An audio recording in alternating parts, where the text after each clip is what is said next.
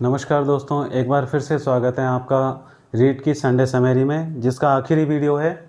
और इनमें से आपके लिए काफ़ी महत्वपूर्ण प्रश्न छांटे हैं जो आपके काम आ सकें। तो शुरू करते हैं आज का पर्यावरण अध्ययन का महत्वपूर्ण प्रश्नों की एक छोटी सी सीरीज, जिसमें से आपको काफ़ी कुछ फ़ायदा होने वाला है। तो सबसे पहले हम देखते हैं राजस्थान में सर्वाधिक बाल विवाह कब होते हैं। तो राजस्थान में सबसे ज़्यादा बाल विवाह होते हैं अक्षय तृतीया या आखा तीज को, जिसको अबूझ सिद्ध मुहूर्त भी माना जाता है। इस वजह से इस दिन सबसे ज़्यादा विवाह होते हैं, तो उनमें बाल विवाह भी ज़्यादा ही होंगे, सामान्य सी बात है। इसके बाद देखते हैं हम देशांतर गमन पक्षी, यानी हम जानते हैं पृथ्वी पर अक्षांश रेखाएं और देशांतर रेखाएं। तो देशांतर में ही गमन करते हैं वो पक्षी हमारे साइबेरियन सारस, साइबेरिया से आते हैं, रूस से। लेकिन अब वैसे 94 के बाद इनकी काफ़ी स्थिति कम हो गई है या ख़राब हो गई है, अब ये नहीं आते हैं। आते भी कहाँ हैं? ये आते हैं ज़्यादातर मोस्टली घना पक्षी बिहार में। और ये घना पक्षी बिहार राजस्थान के किस ज़िले में है? भरतपुर में। और कितने में फैला हुआ है? लगभग 29 वर्ग किलोमीटर में फैला हुआ है। ज़्यादा ऐसा गहरा कोई जगह नहीं है घना पक्षी बिहार, छिछला सा एरिया है, जिसमें हम कह सकते हैं 5 या 6 फीट की गहराई में पानी भरा रहता है। जाता है अपने करौली ज़िले के पांचना डैम से, जिसमें 5 नदियां हैं, वो भी आप जानते ही होंगे, अटा, माची, भैंसावट, भद्रावती और बरखेड़ा। चलिए आगे बढ़ते हैं अगले प्रश्न की तरफ। मधुमक्खी पालन की दृष्टि से अच्छी प्रजाति है एपिस मेलिफेरा। वैसे आपको एक सामान्य सी बात बता दूं, संपूर्ण विश्व में लगभग 20 के स्पीसीज यानी 20,000 प्रजातियां मधुमक्खी की पाई जाती हैं, जिनमें से शहद के लिए और हमारे यूज़ के लिए काफ़ी सेलेक्टेड ही प्रजातियां जो हमारे पालन में काम आती हैं। अब हम देखते हैं भारत में उपभोक्ता संरक्षण अधिनियम 1986 में लागू हुआ था, जिसमें उपभोक्ताओं के द्वारा क्रय की गई वस्तु या उसकी गुणवत्ता आधारित समस्याओं के बारे में निस्तारण किया जाता है। और अब इसके कंज्यूमर कोर्ट वगैरह भी अब खुल गए हैं, काफ़ी ज़्यादा हैं, और इस समय काफ़ी हम एक तरह से प्रोटेक्ट हैं। अब देखते हैं परिष्कृत सिंचाई विधियों में प्रमुख है बूंद बूंद सिंचाई पद्धति यानी ड्रिप पद्धति। इसमें क्या होता है, किसी पौधे विशेष पर, यानी जो पौधे काफ़ी दूरी पर उगाए जाते हैं, जैसे 1 मीटर या 1.5 मीटर की दूरी पर जो पौधे उगाए जाते हैं, वहाँ पर एक पाइप से जगह जगह पर छोटे छोटे फुहारे लगाए जाते हैं, लेकिन उनमें से बूंद बूंद करके ही पानी निकलता है, तो बहुत ही कम पानी में फसल ली जा सकती है इसके द्वारा।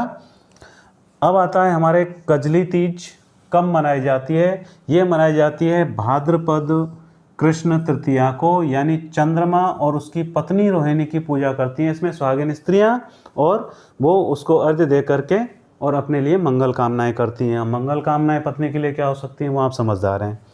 अब देखते हैं हम रणकपुर के जो जैन मंदिर हैं वो किस ज़िले में स्थित हैं? वो पाली ज़िले में हैं, जिसमें 1444 खंभों की छतरी काफ़ी महत्वपूर्ण है।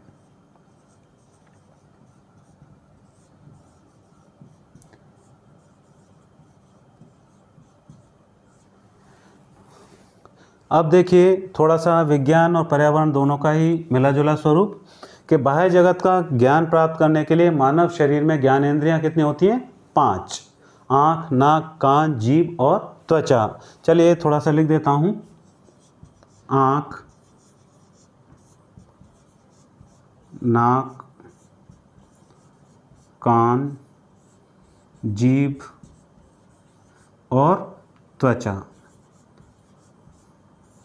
अब इनके कार्य तो आपको पता ही होंगे। आँख से बाह्य जगत को देख करके, नाक से सूंघ करके यानी कि घ्राणेंद्रिय है, और कान श्रवणेंद्रिय है, और जीभ स्वादेंद्रिय है, और त्वचा हमारी हमें संवेदों के प्रति ज्ञान देती है कि आसपास का वातावरण कैसा है या उसमें होने वाले किसी भी परिवर्तन को बताती है।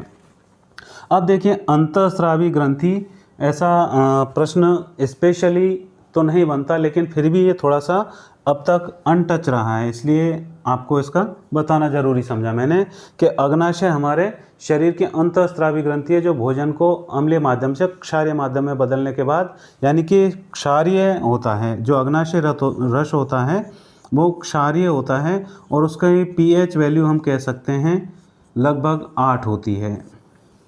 अग्नाशय रस की, जो मोस्टली वैसे काम तो करता है हमारे ब्लड में ग्लूकोज लेवल को कंट्रोल करने का, क्योंकि इसमें भी 3 हार्मोन होते हैं, फिर ट्रिप्सिन, एमाइलेज और काइनेज, जो फिर ब्लड में एक बढ़ाता है, एक घटाता है और दूसरा इन दोनों का सुपरविजन करता है। अब देखिए ऑक्टोपस किस संघ का जीव है? मोलस्का का जीव है। अब ये वो जीव हैं जिनमें कैल्शियम का स्केलेटल सिस्टम शरीर के बाहर होता है, तो ये सब मोलस्का में आते हैं। जैसे आपने देखा होगा सीप, अंदर हड्डियां नहीं होती, उसके बाहर कैल्शियम का कवच होता है। उसी तरह से हमारे स्नेल होता है और इसको अपने काफ़ी स्नेल घोंगा है, ये ऐसे हैं जिनके बाहर कवच होता है।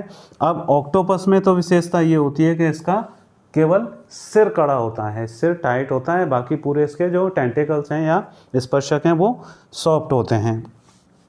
अब देखिए एक कोशिका जीवों को अधिकांश रखा जाता है प्रोटिस्टा में, जिसमें आपने पहले भी पढ़ा होगा इसके बारे में, अमीबा, क्लेमिडोमोनास और इस तरह के जो एक कोशिका में, जैसे पैरामीशियम, चप्पल जैसी आकृति का देखा होगा या फिर उसका सुना होगा, वो ऐसे जीव होते हैं जो एक कोशिका में अपनी सारी क्रियाएं पूरी कर लेते हैं, उसी से खाना और उसी से, आप समझ गए होंगे। अब देखिए राजस्थान राज्य वन्य पशु एवं पक्षी संरक्षण अधिनियम लागू हुआ था 23 अप्रैल 1951 को। और अब सबसे पुराना बुजुर्ग नियम, संगीत तीव्रता अधिनियम, ये पुलिस अधिनियम है, हालांकि इसमें बहुत सारे संशोधन हो चुके हैं, लेकिन सबसे पहले लागू हुआ था ये 1861 में।